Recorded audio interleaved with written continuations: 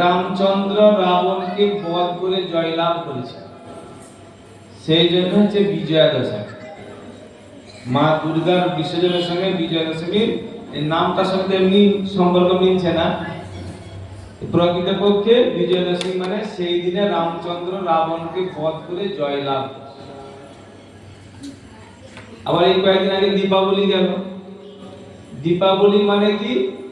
রামচন্দ্র বিজয়া দশমীর দিনে জয়লাভ করেছিলেন, কিন্তু এই দীপাবলির দিনে অযোধ্যা নগরীতে ফিরে এসেছিলেন। সেই জন্য অযোধ্যাবাসীরা প্রায় 14 বছর রামচন্দ্র প্রিয়তম রাজার রাজ্য ছাড়া ছিলেন। সেই জন্য অযোধ্যাবাসীগণ পুরো অযোধ্যা সুন্দরভাবে পরিষ্কার পরিচ্ছন্ন করে পুরো অযোধ্যা নগরীতে সুন্দর চন্দন জল বিভিন্ন গন্ধ দ্রব্য ছিটিয়ে কলা গাছ ঘট কলসি দিয়ে বিভিন্ন জায়গায় রঙিন পতাকা দিয়ে সুন্দর করে সাজিয়েছিলেন এবং সারা অযোধ্যা নগরীতে দীপদান করেছিলেন। পুরো নগর আলোয় আলোকিত করেছিলেন ভগবানকে স্বাগত জানানোর জন্য। আমরাও যে দীপদান করি তার মানে হচ্ছে আমাদের উদ্দেশ্য হচ্ছে ভগবান যেন আমাদের বাড়িতে আসেন, বাড়িতে স্বাগত জানানোর জন্য আমরা দীপদান করি। প্রকৃতপক্ষে বাড়ি, তারপরে আমরা আমাদের হৃদয়ের আসনে ভগবানকে বসাতে চাই। আমাদের হৃদয়ের আসনে ভগবানকে বসাতে চাই। তো এই হৃদয়ের আসনে ভগবানকে বসাতে হলে কি করতে হবে? আমাদের হৃদয়কে পরিষ্কার করতে হবে। আমরা যখন কোনো জায়গায় বসি, নোংরা জায়গায় বসি না, একটু ঝাড়াঝাড়ি করি, কাপড় দিয়ে মুছি, অনেক সময় ফুক দিয়ে ধুলোগুলো পরিষ্কার করি। সেরকম ভগবানকে আমাদের হৃদয়ে বসাতে গেলে আমাদের হৃদয়ের যে সমস্ত নোংরা, কোন হৃদয়ে কি নোংরা আছে বা হৃদয়টা বা কোথায় থাকে? আমাদের শরীরের হৃদয় কোনখানে থাকে? হৃদয়টার মধ্যে হৃৎপিণ্ড থাকে, বক্ষ দেশে হৃদয় থাকে। হৃৎপিণ্ডটা হৃদয়ের একটা অংশ। তো এই হৃদয় মানে মূলত আমাদের হৃদয় দিয়ে, আমরা বলি হৃদয় দিয়ে ভালোবাসা। কোনো কিছু করলে মন দিয়ে করা, হৃদয় দিয়ে করা। তো সেই হৃদয়টা হচ্ছে আমাদের এক প্রকার বলতে গেলে চেতনাটাও বোঝায়। আমাদের অনন্ত কোটি জন্মের যে কর্মের ফল, তার ফলে আমাদের হৃদয়ে অনেক অনর্থ থাকে, বিভিন্ন জড় বিষয়ে আমাদের আসক্তি থাকে। অজ্ঞানতার প্রভাবে আমাদের সত্য জিনিস কোনটা নিত্য অনিত্য সেই জ্ঞান আমাদের থাকে না। গুণের প্রভাবে বলে আমাদের হৃদয় কলুষিত থাকে। এই জগতে 3টে গুণের দ্বারা পরিচালিত হচ্ছে: সত্যগুণ, রজগুণ, তমগুণ। সত্যগুণ, রজগুণ, তমগুণ ওরা মিশ্রিত অবস্থায় থাকে। সত্যগুণের প্রভাব যখন বেশি হয়, জ্ঞানের প্রকাশ হয়, সঠিক জিনিসকে আমরা বুঝতে পারি। সত্তা, তারপরে শ্রদ্ধা, ভালোবাসা, সম্মান, ভক্তি, এই জিনিসগুলো প্রাদুর্ভাব বেশি থাকে। রজগুণ যখন বেশি থাকে তখন কর্ম বাসনা, ভোগ বাসনা, অনেক বড় কিছু করতে চায়, অনেক টাকা সংগ্রহ করতে চায়, অনেক লোককে নিয়ন্ত্রণ করতে চায়, অনেক বড় কিছু সম্মান, পূজা, প্রতিষ্ঠা, লাভ এগুলো চাই। কিন্তু রজগুণের প্রভাব, অনেক ইন্দ্রিয় তৃপ্তি করতে চায়। আর তমগুণের প্রভাব যখন বেশি হয়, অজ্ঞানতা, জ্ঞান থাকে না, কোনটা ঠিক, অসত্য জিনিসকে আমরা সত্য মনে করি, অনিত্য জিনিসকে আমরা নিত্য মনে করি, এই দেহটাকে আমরা আত্মা মনে করি, এবং নিদ্রা, আলস্য, অলসতা থাকে। এগুলো হচ্ছে তমগুণের প্রভাব। তো এই জগতে এই তিনটে গুণের দ্বারা পরিচালিত হচ্ছে, তিনটে গুণ মিশ্রিত অবস্থায় থাকে, কিন্তু কখনো কখনো কোনো কোনো গুণের প্রভাব বেশি থাকে। তো এই গুণের প্রভাব থেকে আমরা যদি মুক্ত হই তাহলে আমাদের হৃদয়ের অনর্থ আমাদের পরিষ্কার হতে পারে। তো অনেক রকমের পন্থা আছে হৃদয়কে পরিষ্কার করার জন্য, কিন্তু প্রকৃতপক্ষে ভক্তি যোগ হচ্ছে সর্বশ্রেষ্ঠ পন্থা হৃদয়কে নির্মল করার জন্য। তো সেই জন্য আমাদেরকে সহজ সরল পন্থায় ভক্তি যোগ অবলম্বন করতে। ভক্তি যোগটা আমার কি? প্রকৃতপক্ষে আমরা তো জানি না কাকে ভক্তি করতে হয়। আমাদের এই ধর্ম বিষয়ে কোনো শিক্ষা নেই, ভগবানকে সেই বিষয়ে কোনো শিক্ষার ব্যবস্থা নেই। সেই জন্য ভগবানকে আমরা জানি না, দেবী দেবতাকে আমরা সবাইকে ভগবান মনে করি, কি পার্থক্য আমরা বুঝতে পারি না। আমরা মনে করি মা দুর্গা, মা কালী, শিব ঠাকুর, মা সরস্বতী, মা মনসা, মা চণ্ডী, মা সন্তোষী, শীতলা মা, কার্তিক ঠাকুর, গণেশ ঠাকুর সবাই ভগবান মনে করি। সূর্য দেবতা, এই যে কদিন আগে ছট পূজা গেল।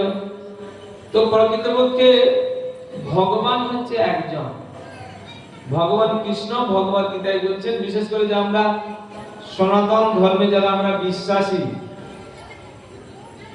সনাতন ধর্মের ধর্মগ্রন্থ হচ্ছে শ্রীমদ্ ভগবত গীতা।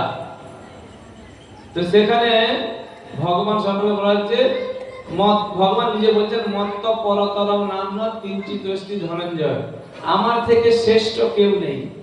কোন দেবী দেবতা এরকম কোনোদিনও কোনো জায়গায় বলেনি যে আমার থেকে শ্রেষ্ঠ কেউ নেই, একমাত্র ভগবানই বলতে পারে। ভগবান কৃষ্ণ ভগবত গীতায় বলছেন, অহং সর্বস্ব প্রভব, আমি সবকিছুর উৎস, মত্ত সর্বং প্রবর্ততে, আমার থেকে সবকিছু সৃষ্টি হয়েছে। অহং বীজপ্রদ পিতা, আমি এই জগতের সমস্ত কিছুর মূল বীজ প্রদানকারী পিতা। মামই বাংশ জীবলোকে জীবভূত সনাতন, এই যত জীব আছে ওরা হচ্ছে আমার সনাতন অংশ। ভগবানের প্রথম এই জগতে প্রথম সৃষ্ট জীব ব্রহ্মা, ভগবানকে ধ্যান করে যখন দর্শন করলেন, ব্রহ্ম সংহিতা রচনা করেছেন। ব্রহ্ম সংহিতায় বলছেন, ঈশ্বর পরম কৃষ্ণ সচ্চিদানন্দ বিগ্রহ অনাদি আদি গোবিন্দ সর্ব কারণ কারণ। পরম ঈশ্বর হচ্ছে কৃষ্ণ। ছোটখাটো ঈশ্বর অনেক আছে, যারা আমরা বাড়ি পরিচালনা করি, অনেক লোককে পরিচালনা করি, তারাও ঈশ্বর। দেবী দেবতারাও ঈশ্বর। তার থেকে শ্রেষ্ঠ হচ্ছে মহেশ্বর, শিব ঠাকুর। কিন্তু পরম ঈশ্বর হচ্ছে কৃষ্ণ। ঈশ্বর পরম কৃষ্ণ সচ্চিদানন্দ বিগ্রহ, ভগবানের যে বিগ্রহ সেটাতে সব চিৎ আনন্দময়, সব মানে নিত্য। ভগবান আগে ছিল, এখনো আছেন, ভবিষ্যতেও থাকবেন। চিৎ মানে হচ্ছে জ্ঞানময়। ভগবান এই জগতের প্রত্যেক জীব কি ভাবছে, কি করছে, সবাইকার খবর জানেন। আমরা আগের জন্মে কি করেছি তাও জানেন, এবং এখন কি করছি সবকিছু ভগবান জানেন। জ্ঞানময়, আনন্দময়। ভগবান হচ্ছে আনন্দের আধার। ব্রহ্মসূত্রে বলা আছে আনন্দময় অভ্যাসা। ভগবান আনন্দের আধার, ভগবান সবসময় আনন্দ দেখেন। ভগবান হচ্ছে আত্মারাম, আত্মারামাশ্চ মুনয়, চৈতন্য মহাপ্রভু বলছেন। ভগবানকে আনন্দ পাওয়ার জন্য কোনো বন্ধু বান্ধবীর দরকার হয় না। তার সত্ত্বেও আমরা দেখি ভগবানের অনেক বন্ধু বান্ধবী। কেন না, তাদেরকে আনন্দ দেওয়ার জন্য ভগবান ওনাদের সঙ্গে লীলা বিলাস করেন। ভগবান আত্মা না, ভগবানের আনন্দ যেটা কাউকে প্রয়োজন হয় না। তো ব্রহ্মসূত্রে বলা হচ্ছে আনন্দময় অভ্যাসা, সমস্ত আনন্দের আধার হচ্ছে ভগবান। ভগবানের অংশ হচ্ছে আমরা এই জগতের জীব। ভগবান বলছে মামাই বংশ জীবলোকে জীবভূত সনাতন। আমাদের সঙ্গে ভগবানের সম্পর্কটা ছিন্ন হয়ে গেছে। ভগবানকে আমরা ভুলে গেছি, সেই জন্য আমাদের দুঃখ। আচার্যরা বলছেন কৃষ্ণ ভুলি যেই জীব অনাদি বহির্মুখ, অতএব নিকটস্থ মায়া তারে দেয় সংসার আদি দুঃখ। আমরা কৃষ্ণকে ভুলে গেছি, ভুলে গিয়ে আর সকলকে আমরা ভালোবাসার চেষ্টা করছি, সেই জন্য আমরা প্রকৃত নিত্য আনন্দ, পরম আনন্দ পাই না। একটু আধটু আনন্দের ঝিলিক আছে, কিন্তু প্রকৃত আনন্দ আমরা পাই না। সুখ শান্তি আনন্দ আমরা গুলিয়ে ফেলি। সুখ হচ্ছে দেহ দ্বারা অনুভব হয়। গরম হচ্ছে, একটু ফ্যান চললো, কত আরাম। খুব চেষ্টা পেয়েছে, একটু জল দিয়ে দিল, পান করলাম, আরাম হলো। এটা শরীরের, এটা হচ্ছে সুখ। শান্তি হচ্ছে মনের বিষয়। ছেলের মেয়েটার বিয়ে হচ্ছে, অনেক ধরে যোগাযোগ করছে, হঠাৎ করে একটা ভালো পাত্র পেয়ে গেলাম, কি ভালো লাগছে, এটা হচ্ছে শান্তি। শান্তি মনে হয়। আনন্দকে উপলব্ধি করতে হয় আত্মার মাধ্যমে। আনন্দ হচ্ছে আত্মার বস্তু। আত্মার সঙ্গে যখন পরমাত্মার সংযোগ হয়, তখনই আমরা আনন্দ পেতে পারি। তো সেই জন্য আমাদেরকে পরমাত্মা, পরমেশ্বর, ভগবানের সঙ্গে যুক্ত হতে হবে। তাহলে এই জগতে এত দেব দেবীর কেন পূজা হচ্ছে? ভগবান কৃষ্ণ আগে থেকে ভবিষ্যৎবাণী করেছেন। ভগবান কৃষ্ণের যখন বসুদেব এবং দেবকী বিবাহ হয়, বিবাহের সময় দৈববাণী, কংস বসুদেব এবং দেবকীকে ছাড়তে যাচ্ছে। সেই সময় দৈববাণী হলো, আরে মূর্খ কংস, তুমি তোমার বোনকে ছাড়তে যাচ্ছ, তোমার বোনের অষ্টম গর্ভের সন্তান থেকে তোমার মৃত্যু হবে। তখন তো কংসের মাথা খারাপ, তখন সঙ্গে সঙ্গে দেবকীকে হত্যা করতে যাচ্ছে। আমার বোনের সন্তান থেকে আমার মৃত্যু হবে, আমার বোনকে হত্যা করে দেবো, তাহলে তো আমার মৃত্যুর কোনো ভয় নেই। তখন বসুদেব ওনাকে বোঝালেন, তোমার তো দেবকী থেকে তোমার কোনো ভয় নেই। দেবকী একজন স্ত্রীলোক, শাস্ত্রে স্ত্রীলোককে হত্যা করা নিষেধ আছে, তো এটা মহাপাপ হয়ে যাবে। আমি কথা দিচ্ছি, যে সন্তানগুলো হবে, একটা একটা সন্তান জন্মের পর থেকে তোমার হাতে তুলে দেবো। কংস বিশ্বাস করলেন। কংস বিশ্বাস করলেন, জানেন বসুদেব কোনোদিনও মিথ্যা কথা বলেন না। তারপরে একটার পর একটা সন্তান হচ্ছে, কংসের হাতে বসুদেব তুলে দিচ্ছে। সেই সন্তানগুলোকে একে একে হত্যা করছে। তো হত্যা করার পর যখন 6টা সন্তান হত্যা হয়ে গেল, তখন ভগবান কৃষ্ণ যোগমায়াকে ডাকলেন। যোগমায়াকে ডেকে বললেন যে, দেবকী মায়ের গর্ভে আমার অংশ শঙ্কর্ষণ বলরাম অবস্থান করছে। ওনাকে মথুরা কারাগারে দেবকী মায়ের গর্ভ থেকে আকর্ষণ করে নন্দালয়ে রোহিণী মাতার গর্ভে স্থানান্তরিত করতে হবে। স্থানান্তরিত করার পরে কৃষ্ণ বললেন, আমি দেবকী মায়ের গর্ভে জন্ম নেব, তুমি যশোদা মায়ের গর্ভে আমার বোন রূপে জন্ম নেবে। তুমি এই সেবাটা করার ফলে তোমাকে আমি আশীর্বাদ দেব, গিফট দেব। আমরা যেমন বোন কিছু করলে ভাই অনেক সময় গিফট দেয় না, বোনেরা বলে কি দিবি বল, সেরকম যোগমায়াকে কৃষ্ণ এই সেবাটা দিলেন। দেবকী মায়ের গর্ভে থেকে রোহিণী মায়ের গর্ভে বলরামকে স্থানান্তরিত করার জন্য তখন ভগবান কৃষ্ণ যোগমায়াকে আশীর্বাদ দিলেন, তোমাকে এই জড় জগতের জড় সম্পদ, জড় ঐশ্বর্য প্রদান করার জন্য তুমি সর্বশ্রেষ্ঠা। সেই জন্য এই জগতের লোকেরা তোমাকে বিভিন্ন নামে পূজা করবে।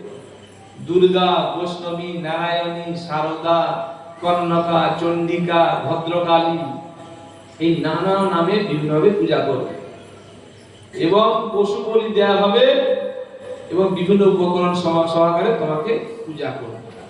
এই পূজা করার আশীর্বাদ ভগবান কৃষ্ণই দিয়েছে।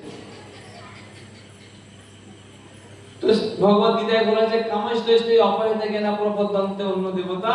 আমাদের কিছু কামনা বাসনা থাকে, মনের ইচ্ছা থাকে, কিছু পেতে চাই, সেই জন্য আমরা বিভিন্ন দেবী দেবতার পূজা করি। কিরকম পূজা করি?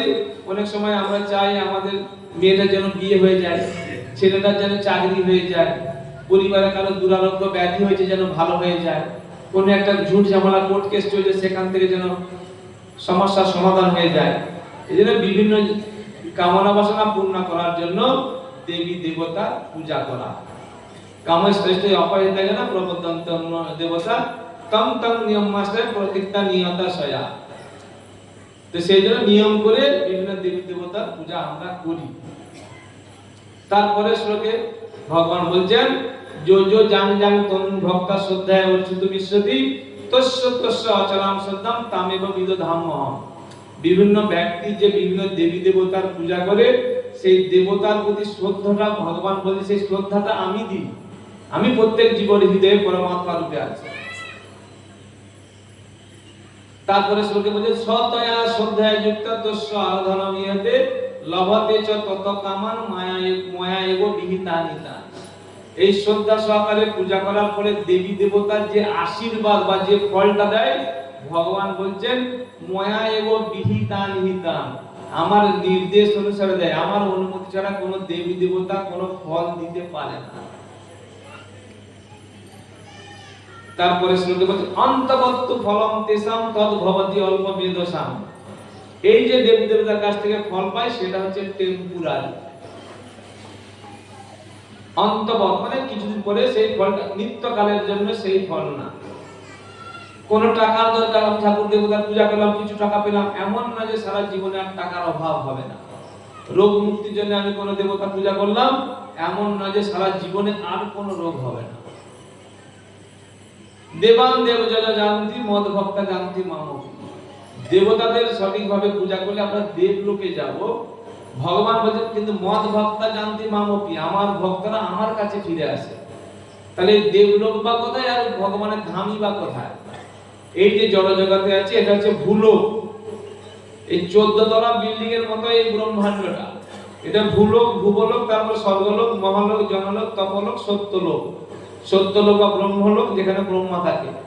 নিচের দিকে অতল, বিতল, সুতল, তলাতল, মহাতল, রসাতল, পাতাল। এই 14 লোক নিয়ে এই জড় জগৎ বা জড় ব্রহ্মাণ্ড। জড় বলা হচ্ছে এই কারণে এই জগৎ, এই ব্রহ্মাণ্ড সৃষ্টি হয়েছে, কিছুকাল থাকবে। ব্রহ্মার যখন মৃত্যু হবে এই জগৎটা ধ্বংস হয়ে যাবে। এই জড় জগতের মধ্যে হচ্ছে দেবী দেবতার যে লোক, দেবী দেবতারা এই জড় জগতেই থাকে। যখন এই জড় জগৎ ধ্বংস হয় সমস্ত জীব দেবী দেবতাদেরও সহ আত্মাগুলো বিষ্ণুর শরীরে প্রবেশ করে। আবার যখন ব্রহ্মার নতুন জন্ম হয়, নতুন ব্রহ্মাণ্ড সৃষ্টি হয়, ওখান থেকে এসে আবার জন্ম হয়। তো এইভাবে এই জড় জগতের মধ্যে দুঃখ, কষ্ট, জন্ম, মৃত্যু, জরা, ব্যাধি আছে। ঊর্ধ্ব লোকগুলোতে একটু সুবিধা বেশি, যেমন এই জগতের আমেরিকা, ইউরোপ, লন্ডন, অস্ট্রেলিয়াতে একটু ফ্যাসিলিটি বেশি। উপরের লোকগুলোতে একটু সুবিধা বেশি, আয়ু বেশি, ইন্দ্রিয় সুখভোগের সুযোগ সুবিধা বেশি আছে। কিন্তু জন্ম মৃত্যু যারা জরা ব্যাধি টেনশন উঠবে আছে। স্বর্গলোকে দেবতাদেরও কষ্ট হয়, ওদের তো টেনশন হয়। এই যে মা দুর্গার পূজা হয় কেন? ব্রহ্মা শুম্ভ নিশুম্ভ অসুর ব্রহ্মাকে তপস্যা করে সন্তুষ্ট করেছে, আশীর্বাদ চেয়েছে আমি যেন অমর হতে পারি। ব্রহ্মা বলছে ভাই আমি নিজে অমর না, তোমাকে কি অমর পদ দেবো? তাহলে আমাকে আশীর্বাদ দেন, কোনো পুরুষ মানুষ থেকে যেন আমার মৃত্যু না হয়। ব্রহ্মা বলছে ঠিক আছে।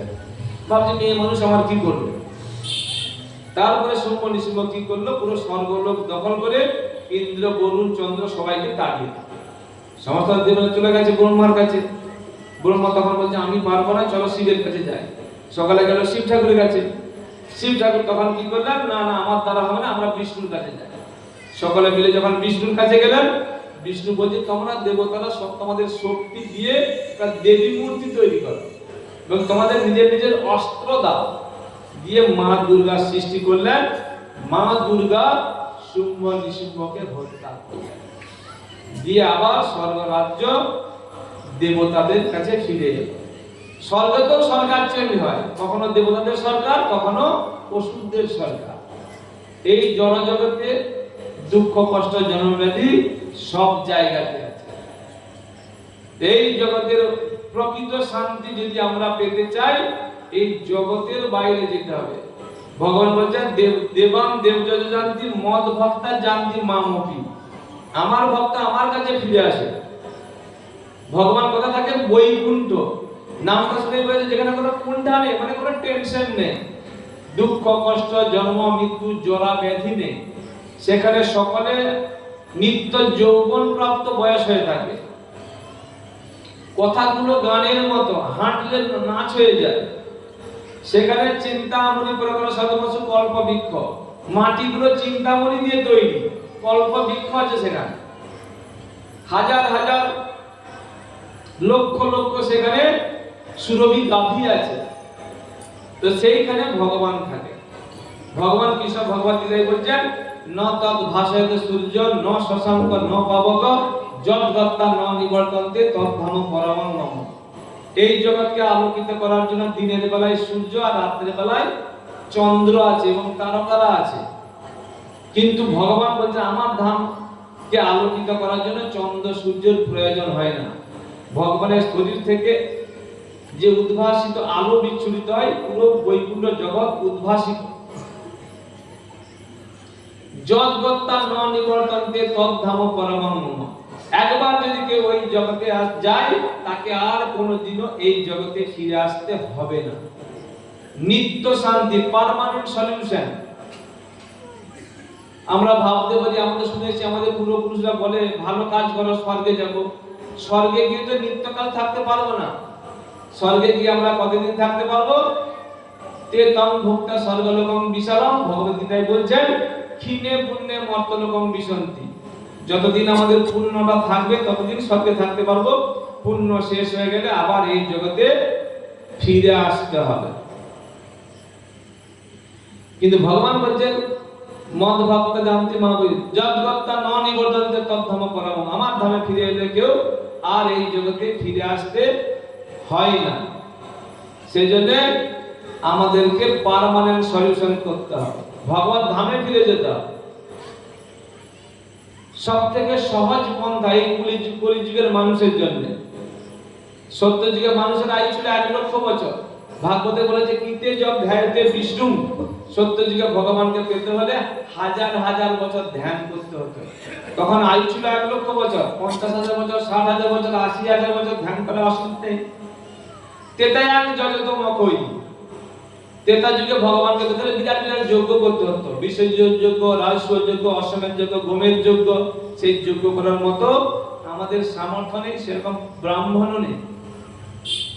ব্রাহ্মণ মন্ত্র দিয়ে যজ্ঞে আগুন অগ্নিদেবকে আহ্বান করতো। আমাদের এখানে যজ্ঞ করতে হলে তো দেশলাই লাগবে, না গ্যাস লাইটার লাগবে। শুদ্ধ খাঁটি জিনিস পাওয়া মুশকিল।